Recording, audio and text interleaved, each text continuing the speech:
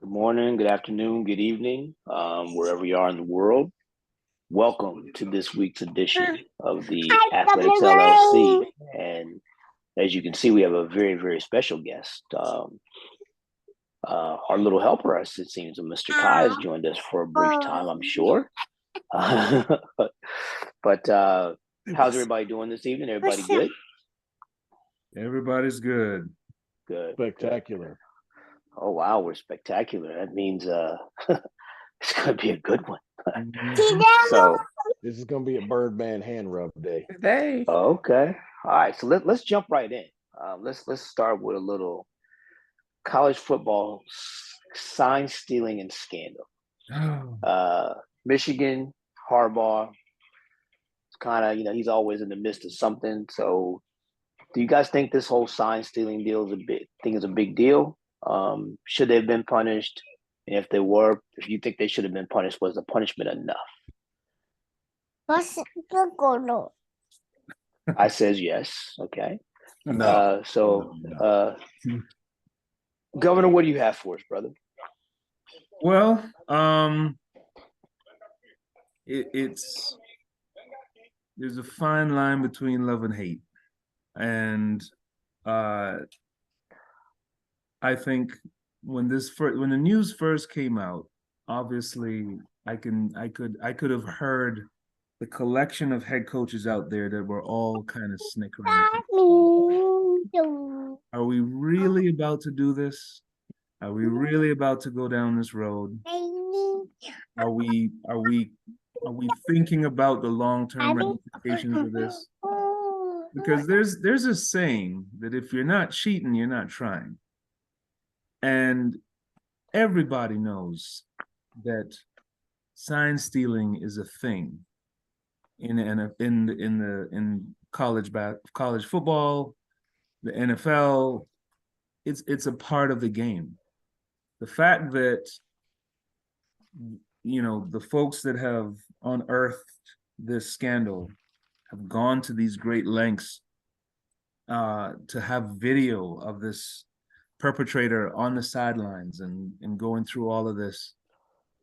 I feel like it's opening up a can of worms, and I think the ramifications will go far and wide, in my opinion.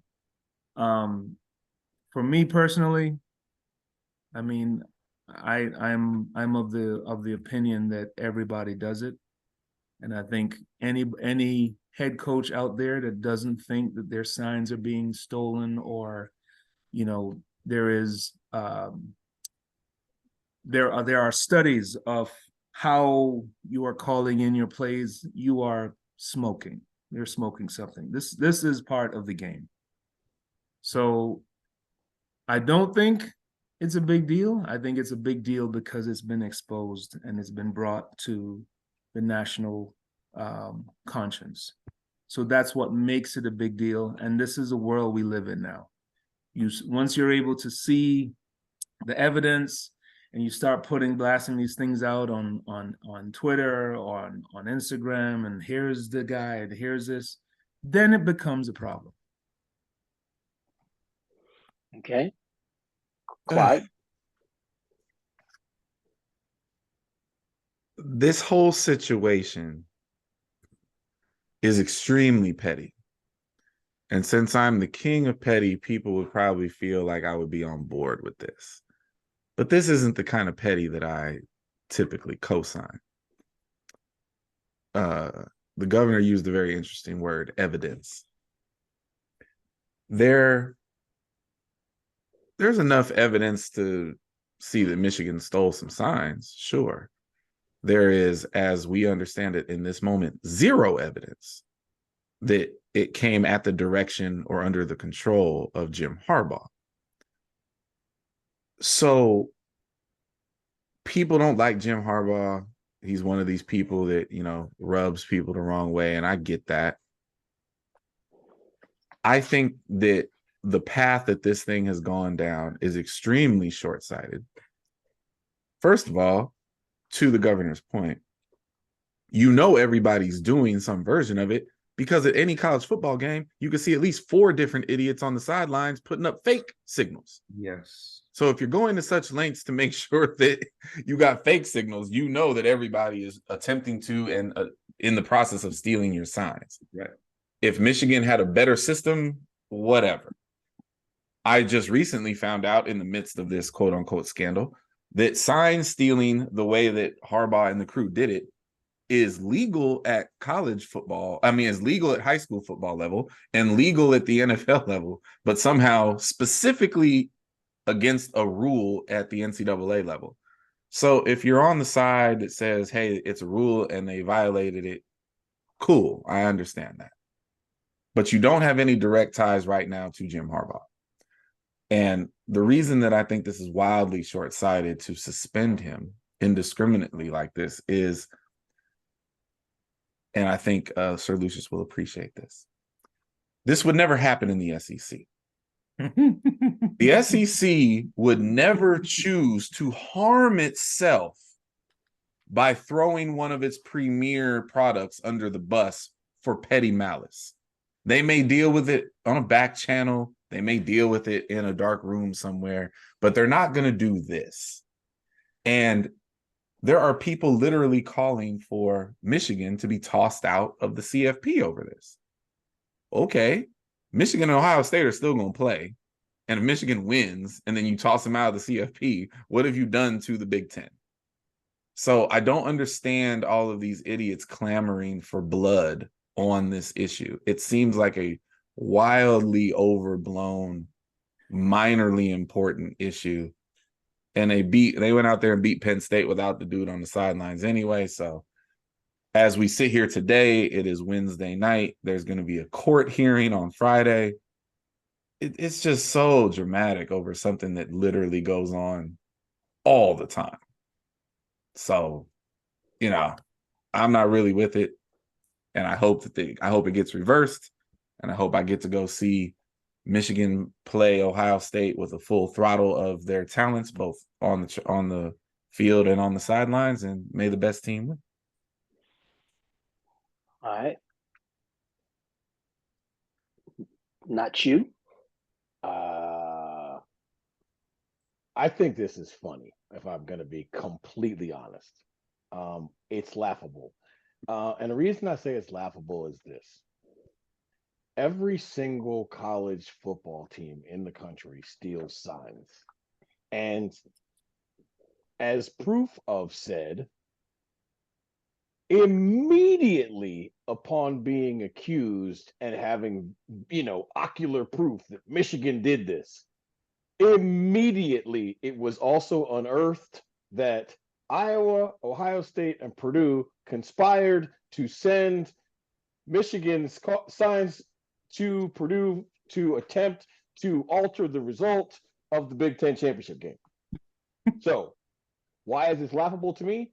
Because only the Big Ten would have all of this in front of them before they leveled a penalty and still be dumb enough and morally high ground enough to suspend Harbaugh. Because understand this, when they unearth, because Harbaugh and Michigan have receipts. They've already given you a small glimpse of the receipts. If they actually come down hard on Michigan, right? Like this, so far what we got is a slap, and it should stay a slap. The one game is enough. Like, okay, don't do that again. No, he got 3 now. Yes, it is 3 now. Sorry. Right. But if we get to where he's suspended for the Ohio State game or anything beyond that, right? What you're going to get is, oh yeah? And then they're going to produce the ocular proof of Ohio State, Penn State, Wisconsin, Rutgers. Like their point is going to be everybody steals signs. So because everybody's stealing signs, there are enough things in place that the sign stealing is only going to work for about a quarter, at most a half, and the better teams are still winning. This kind of reminds me of the the Iowa and Iowa State sports betting scandal. Y'all notice how fast that went away? Yeah. You know why it went away?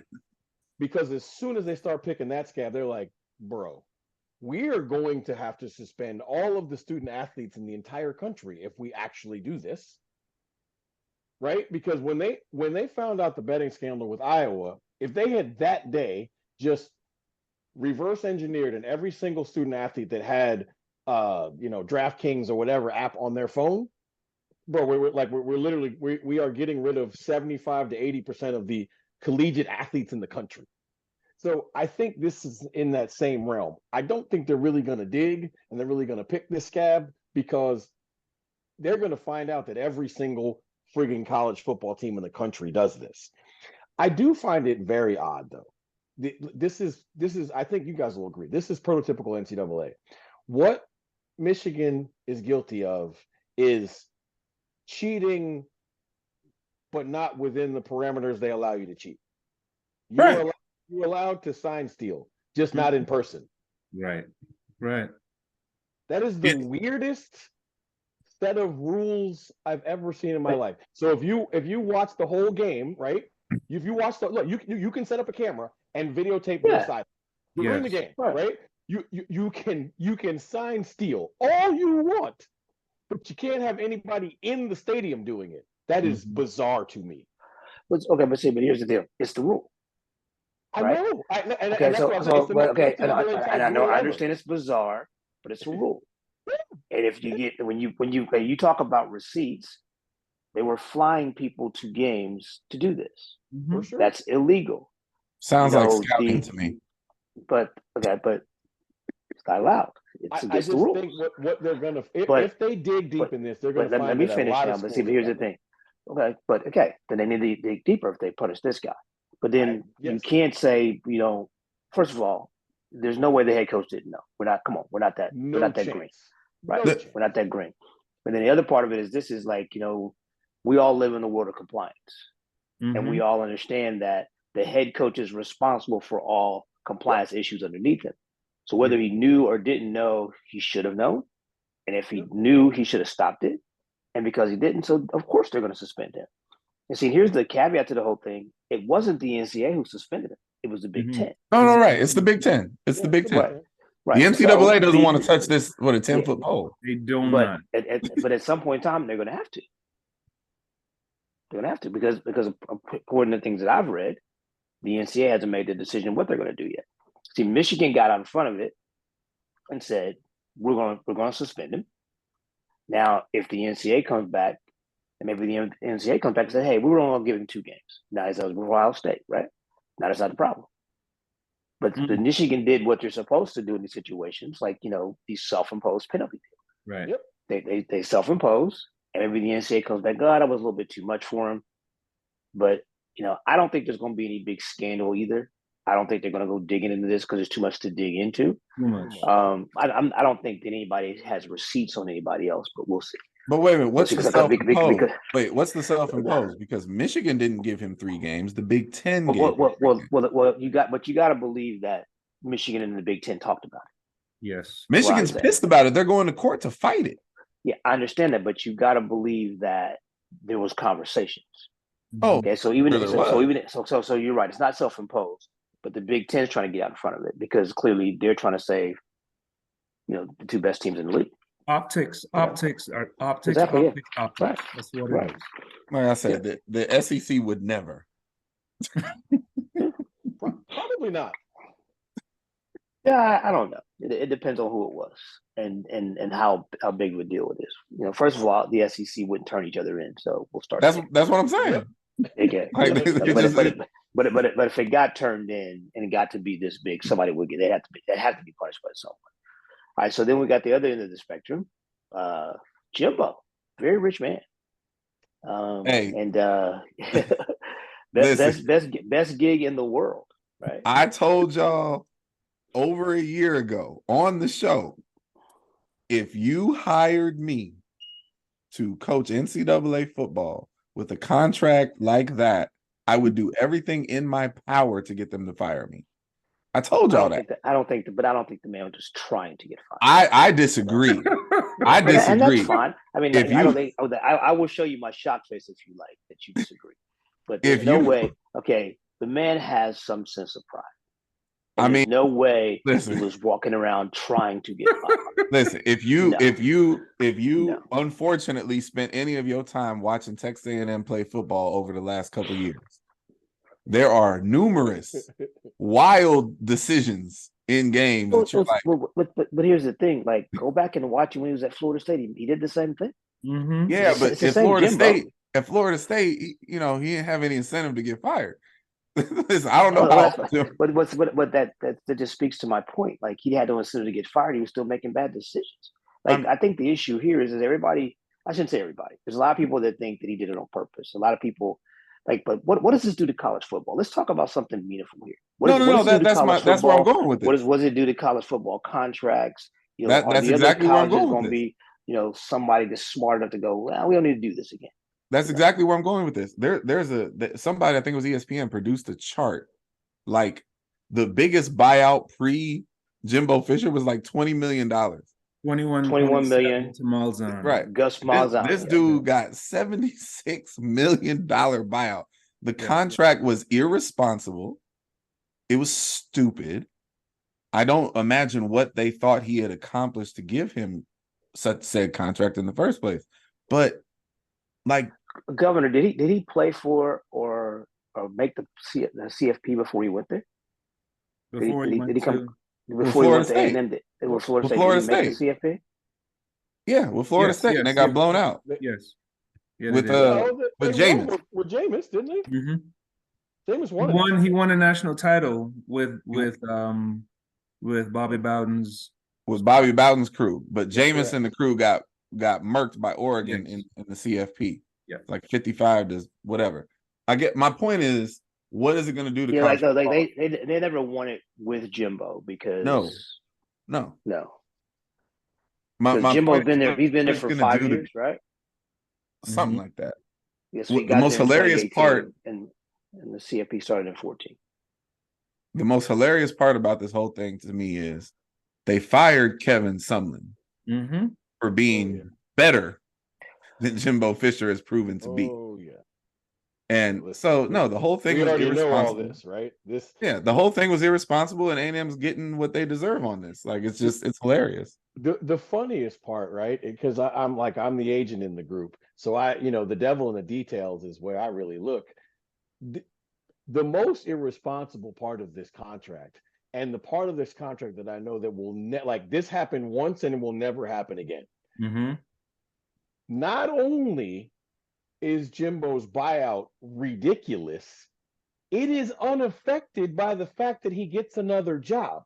Everybody else's other buyout decreases if you get another job, right? That's why coaches take a year off or 2 or whatever it is, because this man could start coaching tomorrow and they still owe him $76 million. Better yet. In 60, which is now, I think, 52 days, within 60 days of being fired, they have to pay him 25%. That's right. And keep paying him through the end of it. He gets $7 million every year. $19 million within the first 60 days.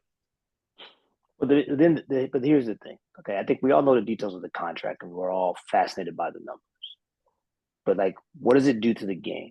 What does it do to the other ADs that are sitting? Because I'm watching Paul Feinbaum, and Paul Feinbaum, this is no big deal to Texas A&M. Feinbaum said that Texas A&M has enough money within their boosters and supporters that they can run Florida, Georgia, LSU, and Tennessee's programs, and it'd be a drop in the bucket. It's true. That's how much money is. That's 100% true.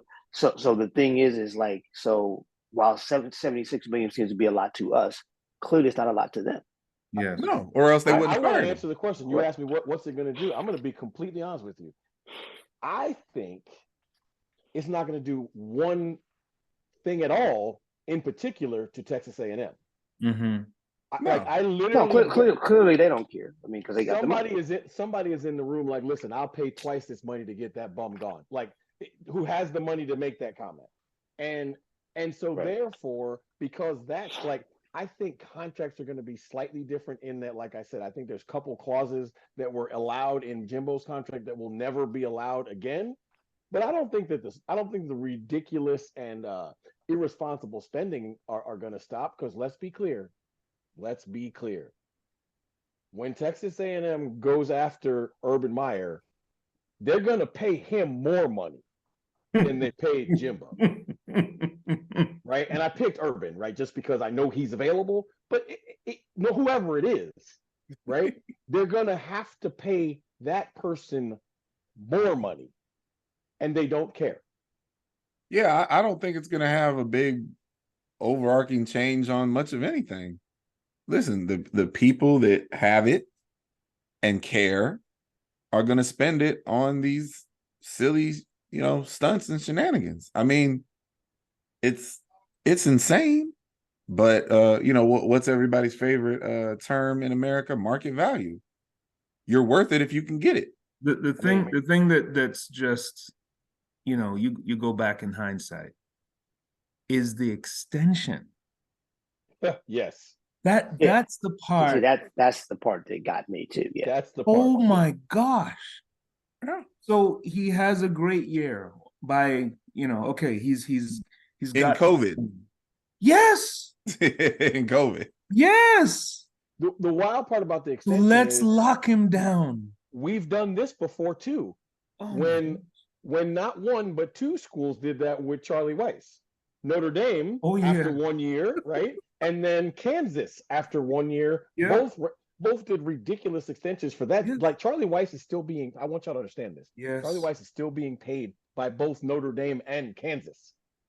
So we can add Bobby Bonilla, Charlie Weiss, and now Jimbo Fisher. I mean, Oh no, so the Bonilla contract is still A1. but Jimbo is solidly number 2. Solidly number 2. Can I just say this? And like, look, I know I'm the baseball guy. Here's the thing. The Bobby Bonilla contract only gets made fun of because it's the Mets and they're not good and they're still paying him. Right. That contract was financially responsible. Mm-hmm. Right? In actual, like, in like true value dollars, the Mets they won in this contract. Yeah. Right? Because I mean, he's getting $1 million a year, every July 4th or July 3rd, whatever heck it is, right? But it's $1 million in 2023. Yeah, inflation takes care of that. Yes, that contract was financially prudent, right? Yeah. It's just funny. Yeah. Right. This contract, listen, I don't care how long you take to pay Jimbo Fisher off. If he gets paid $1 million a year for the next 76 years, it's too much money.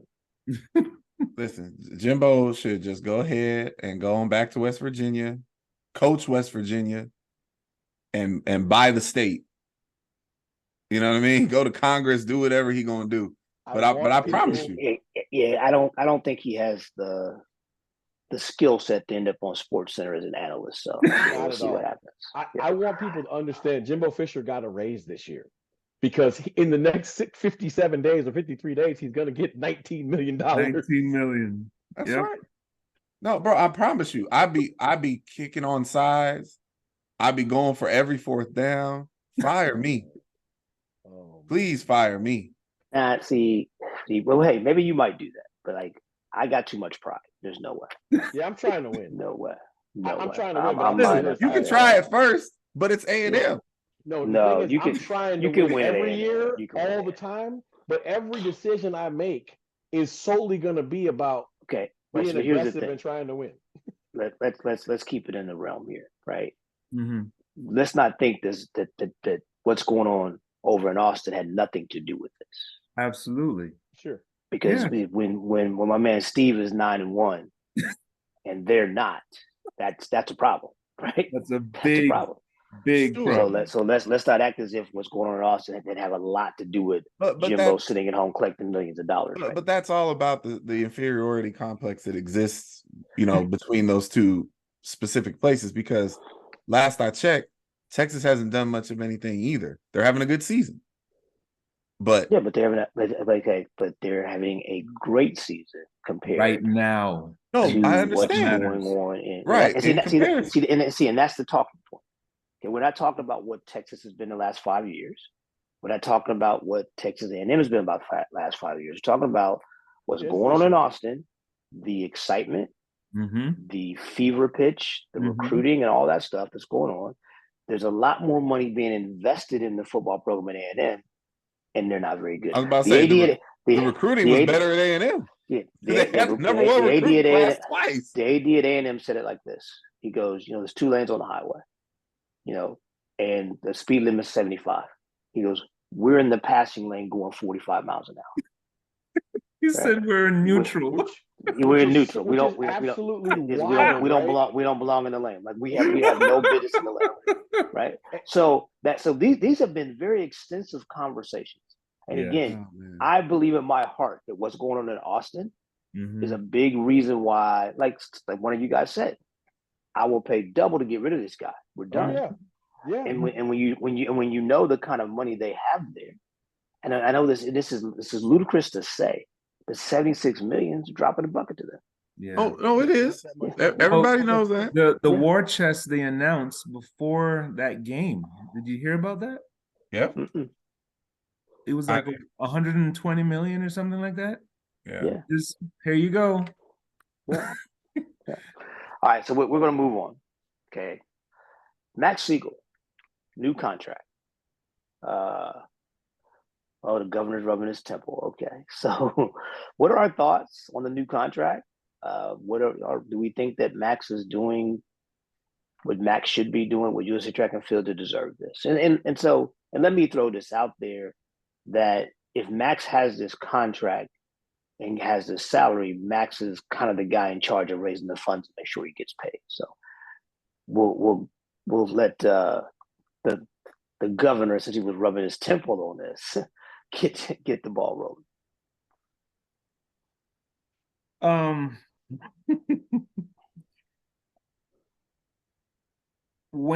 I'll put it to you like this. Once I learned about the dynamics behind Max Siegel being in the position that he's in, everything that has happened since makes perfect sense to me. Explain that for the audience, sir. Well, if I had to put it in a nice box with a bow on it, okay? No need, there's no reason to do that, but that is your style.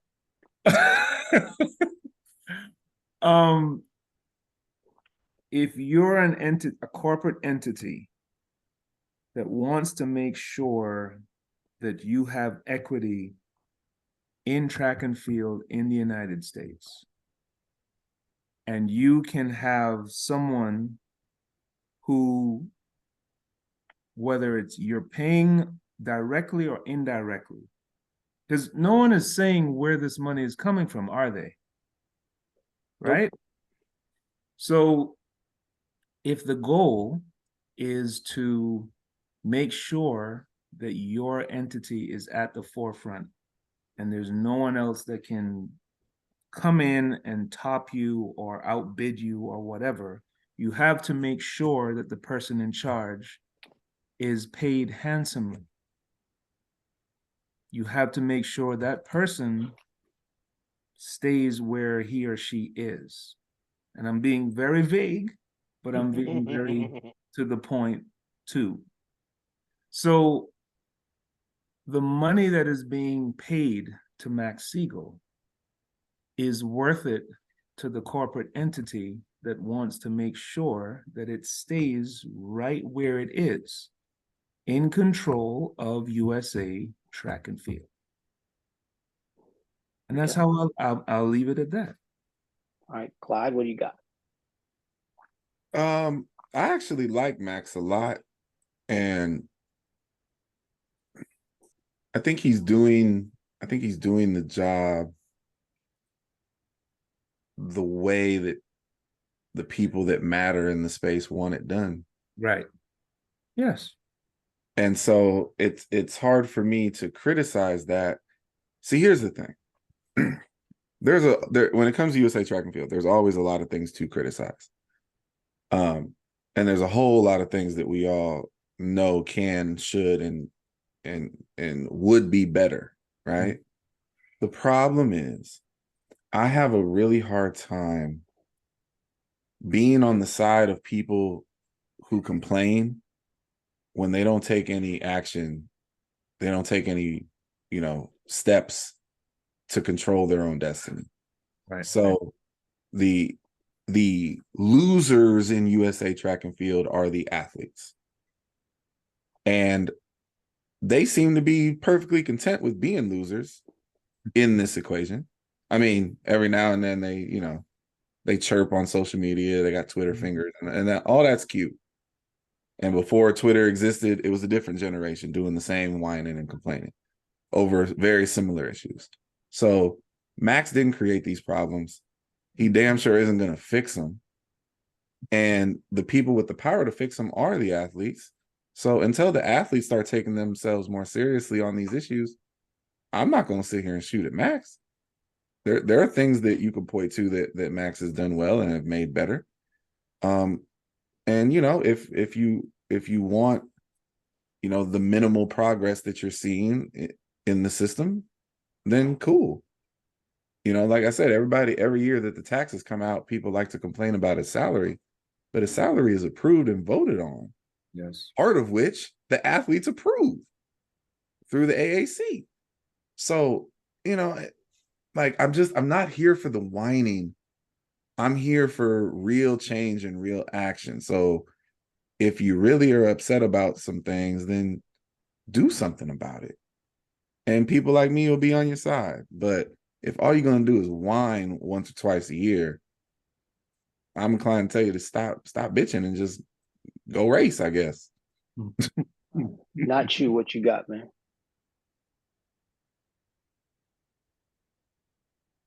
I would say the people who are going to complain about Max's contract are really only complaining about one thing. He makes too much money and we make too little. So we're only talking about the athletes. What they don't understand is a couple of things. And see, I don't have an NCAA job, so I can say what I'm going to say. Number one, Nike runs USATF and Nike likes Max. Right. It's just like football. Roger Goodell makes $40 million a year. I think it's actually a little more than that, right? Yeah. Because the owners like Roger Goodell and the owners pay Roger Goodell's salary. Right. That's right. Right. Like, that's a very apt comparison. It's exactly how it works. Because the athletes in track and field, not just USA Track and Field, the athletes in track and field refuse to actually unionize and take their actual power. They are not bargained for, and therefore they're only going to get what comes out of the funnel. Yes. Right? They are not producing any sort of revenue to pay their CEO. So they really get what they get. They have opportunities to vote. They have opportunities to get more voting power. They don't read bylaws. They don't get together, and they don't do any of those things. No. Right? But at the end of the day, the thing that they're complaining about the most makes no sense to me. Right? You shouldn't complain that the CEO makes too much money. You should complain that the CEO needs to help you make more money. But you shouldn't be complaining that the CEO of your sport makes $4 million a year, because that is what makes the rest of the world take any notice. Right. He's the only millionaire in USA Track and Field. Right? Like, people who aren't in track, people who tertiarily look at sports, understand millions. Athletes and millions get combined together. So it is not absurd to them that the CEO of the world's greatest track team makes $4 million, because they don't get lost in the weeds of what the athletes make. Right? It's the athletes who have the power to get him and others to make sure that they make more money, but there shouldn't be any complaint at all about how much money Max makes. Right? Okay, so I'm gonna approach it from a different angle. You know, like I think we need to take a deeper look into how much better things are off now than when Max got there. Mm-hmm. Right? Like the total operating budget, and I don't know what the number was, but whatever the total operating budget for USA Track and Field was when Max got there, they're spending more. There's more money in elite athlete funding being Yes. spent there than the total operational budget was when he got there. Right? Yep. Yep. The amount of money put into other areas within USA Track and Field is much greater. And again, you know, but when he got there, they had like 3 or 4 sponsors. Now they got 17. Right. Yeah. So 19, the latest yeah. is 19 now. Yeah. Yeah. Right. So for Mhm. where I sit, Max has done his job. Mhm. And I don't think people understand that Max is handcuffed. Like there are bylaws and rules that were written back in the 70s and 80s that are still in place, right? Right. And like so, like Max really isn't in charge of anything more, honestly, guys, than raising money, Right. right? Exactly. So some of the things that we have issues with, Max has no control over. Right. Like, but the one thing we have to give the man credit for is he has gone out. He has gotten more sponsorships. There's a lot more cash flow running through US Track and Field than it's ever been. Mm-hmm. Now, I'm not smart enough, nor do I have enough information to tell you how you get more of that flow to go into the pockets of the athletes. But I think the man's done a very good job. And because I've been able to privy to some conversations over the last 2 or 3 years, I realized that the problem with USA Track and Field, for where I sit, is a lot of the rules and regulations and bylaws that need to be ripped up and retooled so that, you know, we talk about revenue sharing and stuff like that. There's nothing about that within the bylaws. Of Right? course That's not not. Max's fault. That's not No. Max's fault because Max can't change it. He That's has no right. power to change that stuff. Right. Mhm. So again, to all of you guys' points, Max isn't the problem. So we should be applauding Max for the money he's gone out and gotten. Now that his salary, that's his business. That's the business of the people that voted for it. But at the end of the day, somebody needs to do a deep dive into all these rules and regulations and bylaws that are preventing the sport from getting better versus complaining about the man's salary, from where I sit anyway. No question about it, right? Like let's start with one really simple one. How can a sport as simple as track and field have 24 people on the board of directors? Right? And what I'm saying is like Max can't just go do. He Mhm. has to get approval of what, 13 of those 24 people. Yes. Yep. Yeah. Right. And so at the end of the day, like look, I'll say it till I'm purple in the face. If you take the emotion out of it and judge the man on is he doing his job to the best of his ability, the answer to that question is yes. Mm-hmm. Are there things he can do better and different?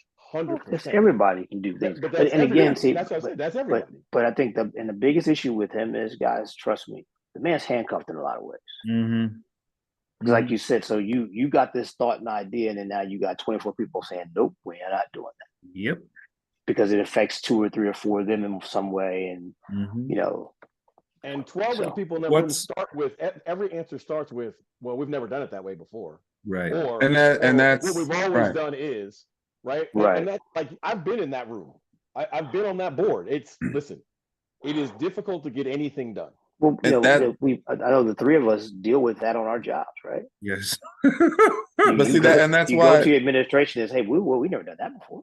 right. It makes it a bad idea. It's just never been done before, right? Right. But that's really why the athletes irritate me so much. Yeah. Like they are the biggest entity that could rip these things up. Mm-hmm. And y'all are so busy shooting at the dude sitting in the chair, you're not realizing it's just like politics. You want to be mad at the president when it's actually Congress that's screwing you up. Like it's nothing to do with this man. Yeah. So like, you know, figure it out. It's not that hard. Right. The part, you know, what's been interesting, and I'll you know, before we move on, you know, it's been interesting from a media standpoint how they've been focused on the fact that his salary represents 11.3% of the total, you know, budget. right? And how it compares to other sports. Swimming, the head guy makes 2.8%. Oh no, I think it was like swimming, gymnastics, and something else combined don't make Don't what make Max 11. makes. Yes. Yeah. And I get that. It's an easy shot to take. Yes. Yeah. Yeah. And the again, I think the way this all came about was from the outside in, right? Sure. And a corporate entity, Nike, decided, hey, this is what we're going to do. This is our proposal, and this is our guy. I don't think Nike is involved in this part of it as much as you guys think they are. I really don't. I could be wrong, but I just don't. I mean, I think when it comes to like stuff with the teams and the athletes, absolutely.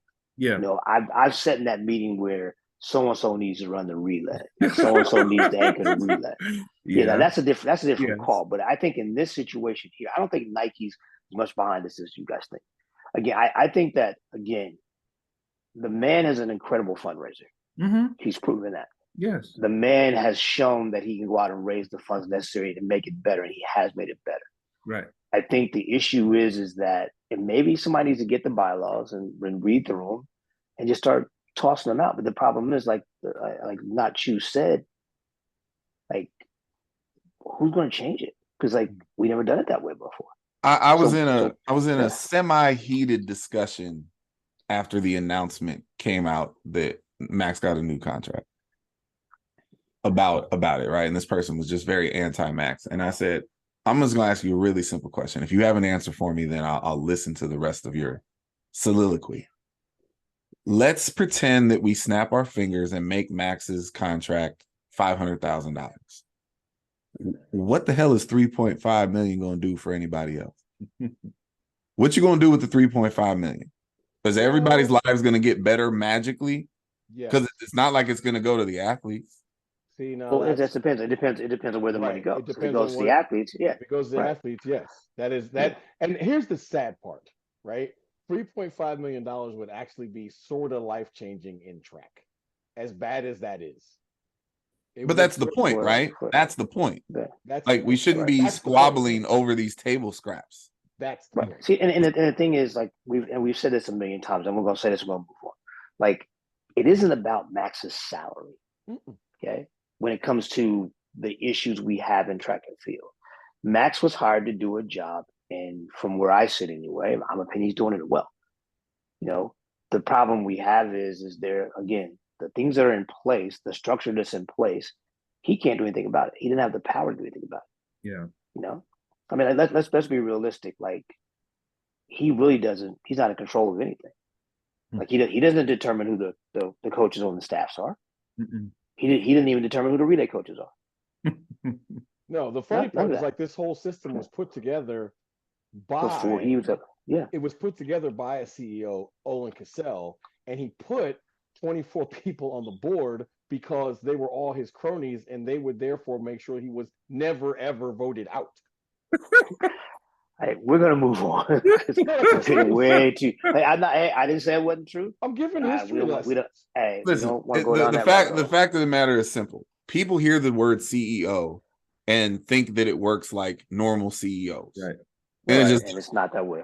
It just exactly. It just doesn't.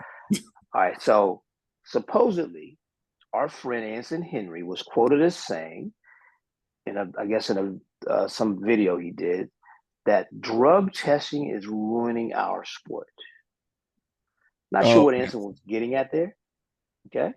But what are you guys' thoughts on that statement, and how do you guys feel about it? Without Anson here to defend himself. No, we don't. No, we're not. I'm not asking you to ask you, but I don't want you to dive into what Anson was saying. No, but it's his quote, right? No. But I want you to take the thought and then put your thoughts into that thought. That's what I'm going to do with drug testing. So let's leave Anson out. That's what I'm going to do. People that typically say those things usually land on the side of we shouldn't be policing this nonsense at all. Just let people go do what they're going to do and let the fireworks go. What are your thoughts on that? That's insane. Okay. It's absolutely insane. It would turn our sport into the WWE. Everything would be fraudulent. Nothing would be, it would be a fantasy land. And let's be real, there are people in this sport who follow this sport, who claim to care about the sport, that'll tell you right now that they already believe in nothing. There are people that think you can't run under 10 seconds without drugs. I've had those conversations, right?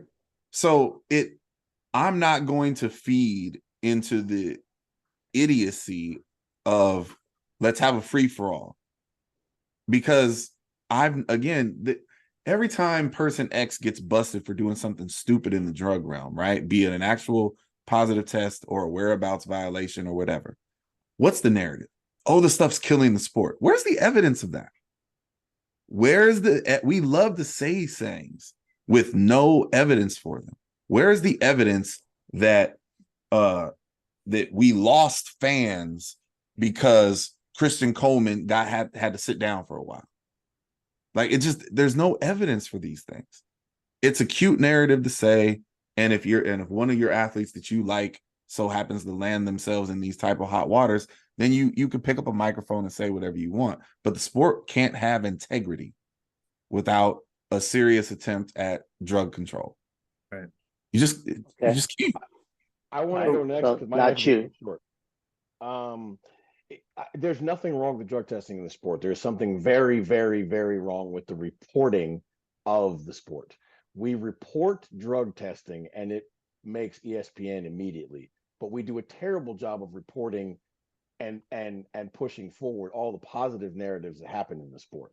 So that's where this whole idea that drug testing is killing the sport. That's because, look, negativity always sells. If we don't put the positive narratives on ESPN as regular as possible and on social media as regularly as possible, anytime something negative happens, it's going there, because that's an easy sell, right? It's a lot easier to sell the fact that Sha'Carri got busted for marijuana than it is, to sell the monster PB and the hammer throw at World Championships this past year.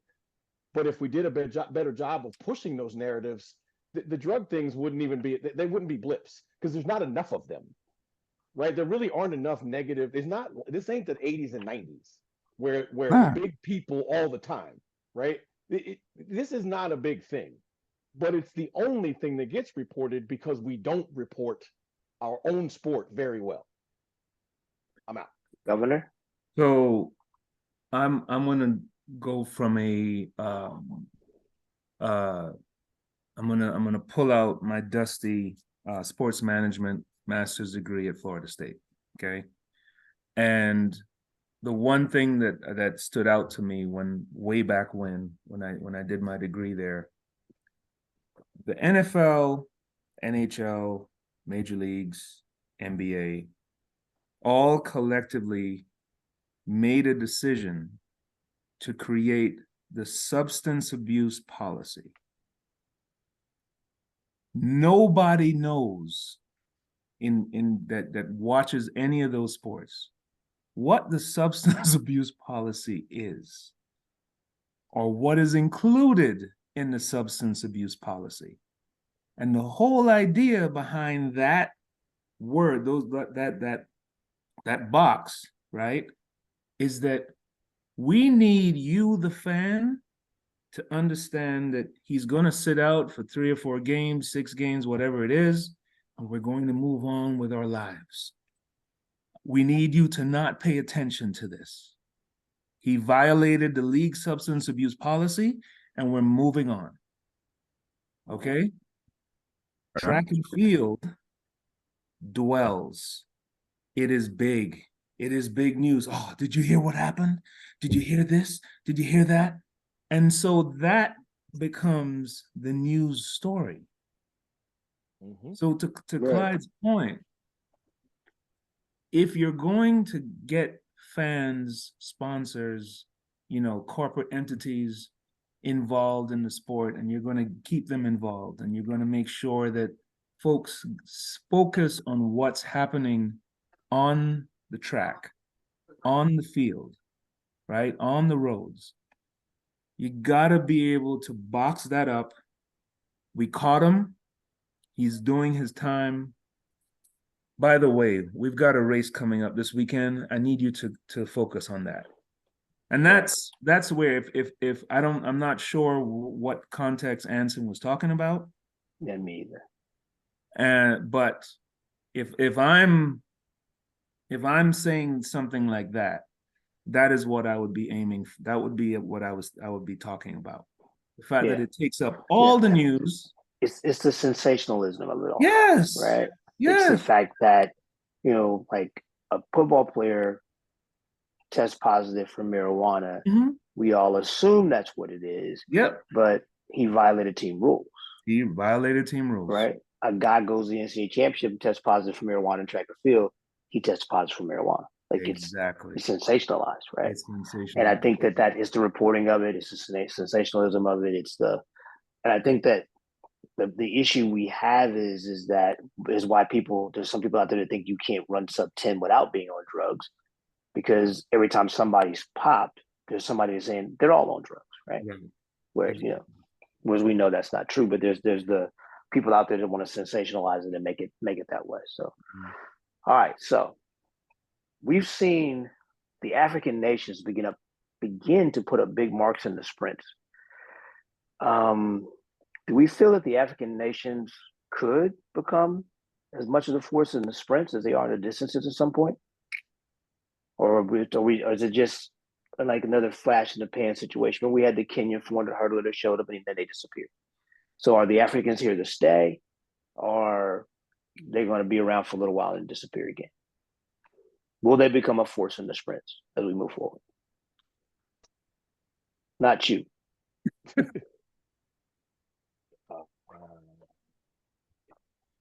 Gosh, this is a great segue from the conversation we were just having. I wonder if that was planned in some way. Of course it was. The biggest problem we have with the African nations is the validity of their marks and the validity and the validation of their facilities, right? That again, this goes back to the lack of professionalism in the sport. We don't govern every nation the same way, right? The drug testers that go do the drug testing in the African nations they're not as tenacious. they're not as successful or thorough, right? As the ones that that spend their time in the southeastern parts of this country. That's knocking on doors at 6 a.m. in the morning. Exactly. Yes.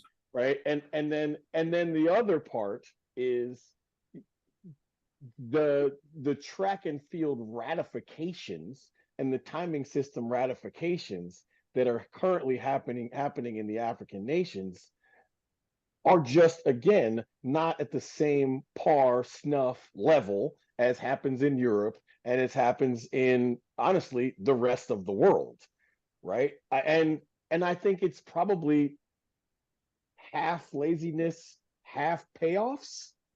Like there's a reason for it, because it's definitely not that we can't get people to go to Africa and do testing.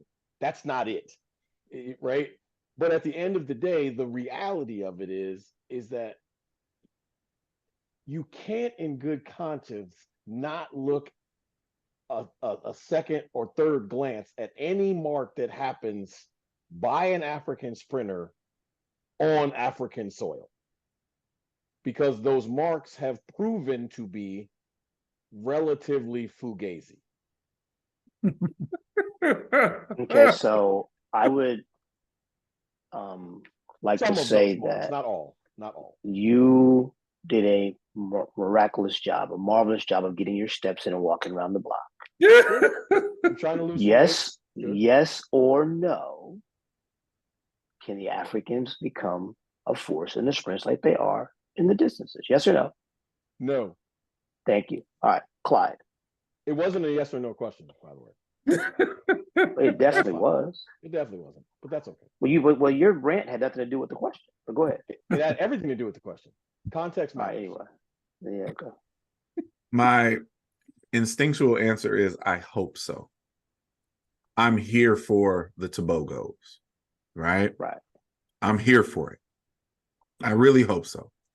And with how quickly and thoroughly information is disseminated these days, with the rise in coaching education that has now become global, with the technological advances that everybody has access to, I hope that the continent of Africa in various countries starts to thrive consistently in the sprints and hurdles, because it just makes everything way more interesting if they do.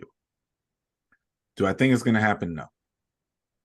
And I say that because of lack of infrastructure and lack of organization, and as Nacho alluded to, often lack of credibility in these spaces. I wish that wasn't the case. And I honestly don't think there's any reason for it to be the case, but I don't think it's for lack of talent. So, like I said, Tebogo is amazing, and he ain't the only one out there. So Right. I hope that more of those athletes can be found and cultivated and nurtured the right way and brought up in the sport the right way, because I would love to see an Olympic final that featured Caribbeans, Americans, and some Africans. Like I'm here for that, right? And so and to that point, and I I'm not the the Chinese and the Japanese decided that they wanted to be serious in the sprint space, and they have made investments and organized themselves and paid coaches and paid technology, and have come a long way in what I would say is a very short period of time, and they're often in the mix now, right? In some of those spaces. There's nothing stopping the African nations from doing that, but they have to take it as seriously and with the same organizational, hand. Governor? Well, with the current group of African athletes, there are currently 3 athletes in the 100 meters that are ranked in the top 10. Omanyala is ranked number 3 in the 100. Tebogo is number 4 in the 100, and Simbine is ranked number 7 in the 100. That is a pretty sizable chunk of the top 10, right? And none of these athletes, in my opinion, are flash in the pan athletes. They have done it. I mean, Tebogo doing it on the U20 side, and now it's translating into the pro ranks. Simbine has been around for at least 5 to 7 years. Omanyala has been around. He's been around about 5 years now. So something is working, right? The issue is, we're not seeing it so much on the women's side. Ta Lou is pretty much the only athlete in the top 10 in the 100 and 200. I think I'd have to go back and look. Right. And blessing was fraudulent. So right. So I'm in the same boat as KOP. I want to see it happen. I think we still have to wait and see. We still have to wait and see if that consistency is there, and then you start seeing the lineage. Who's next? Who's right underneath? What the United States is, and Jamaica does year after year. Someone is coming out of the woodwork. Somebody is knocking on the door. You have your athletes that are already there, and then you've got your athletes that are just a step below, and they're trying to get through that ceiling as well. So, yeah, I mean, I think it's an exciting time for African sprints, but I want to see more consistency. Yeah, and I think that's why I'm with it too. They've got the guys you've mentioned. You've got the guy at LSU, there's a guy at Middle Tennessee State. There's some young guys behind them. Behind them, yes. I think the question becomes, where's the development side of it? I think, KOP made a great point. If they're going to do as Japan and China have done and make the investment, and I know like Nigeria brought some American coaches in there in the past. I'm not sure who they were, if they were the right ones, but at the end of the day, they're going to have to make the serious investment into getting their sprinters taught the right way.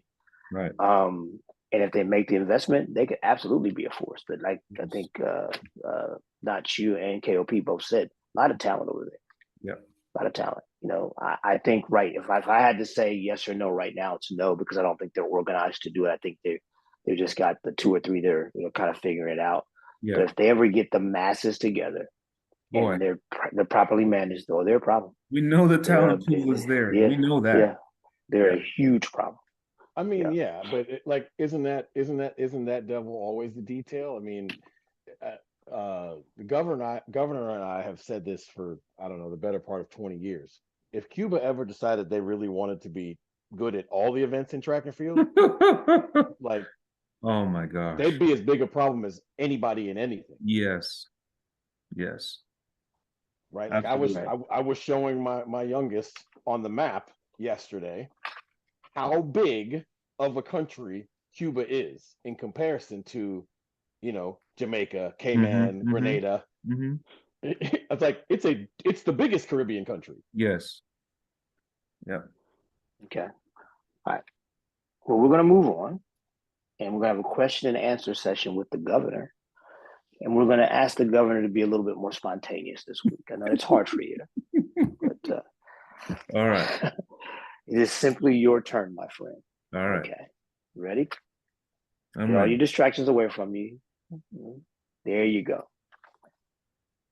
What movie would you say resembles your life the most?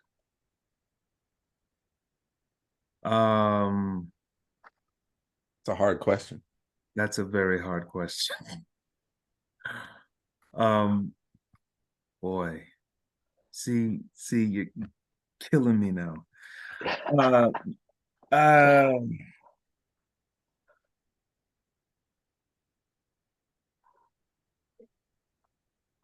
So I can only answer this question based on movies that have had a major impact on my life. So okay.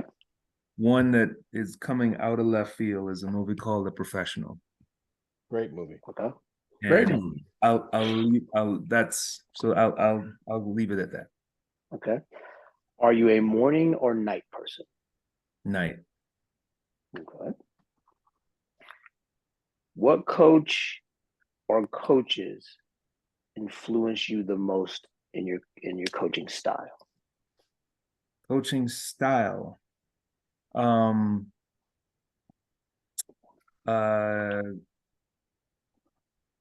Coach Paff. Okay. What superpowers did you wish you had as a kid? I wished I had Superman's powers. All of them? All of them, yes. Okay, so you were greedy. You wanted all. You wanted it all. Yeah. Tell us something about you that others would consider weird. How much time you got? One thing. One thing. Other than the fact that you're a Cowboys fan. Oh man. Well, I mean, and I think KOP can definitely identify with this. I am a political fanatic. I absolutely love politics. Okay. What do you feel is your greatest accomplishment to date? My two children. Okay. Okay. If they made a movie about your life, who would you choose to direct it and why?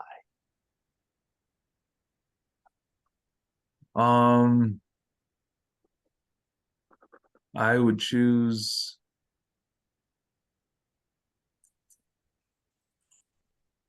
boy. What's his name that did he just did Oppenheimer. He did Batman. What is his name? Which Batman? Well, the only relevant Batman movie, the trilogy. Ah, Okay, we'll come back to that one. We'll let somebody else look that up while you're answering your questions. okay. Okay. Would you rather be the head of world athletics or the president of a country? President of a country. Yeah, yes. Okay. Okay. Okay. Do you have a bucket list?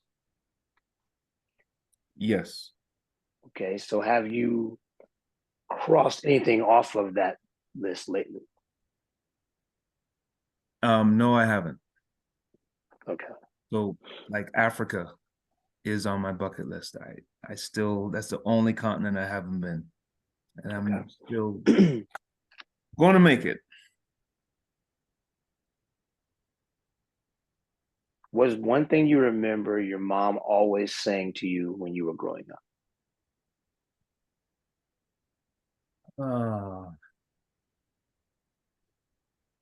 Uh, um, are you okay? Christopher Nolan is your director. Christopher Nolan. That's him. Okay. Yes. Thank you, KOP. All right, well, that's it. You Mhm. survived the question and answer I session. did. Much better than last time, other than the first question. You actually got it Yeah, off pretty yeah, good. that was That first question is quite difficult. it's quite Yeah. difficult. Yeah. Yeah. So you guys that know it's coming your way soon should probably get prepared for that. So. I refuse to prepare. Okay. We're not surprised. You shouldn't be. Well, that's going to bring a close to this week's LLC shenanigans. We appreciate everybody being loyal supporters and watching us again this week. And we hope everybody's this week was good. And we will see you guys all in 7 days. Stay safe.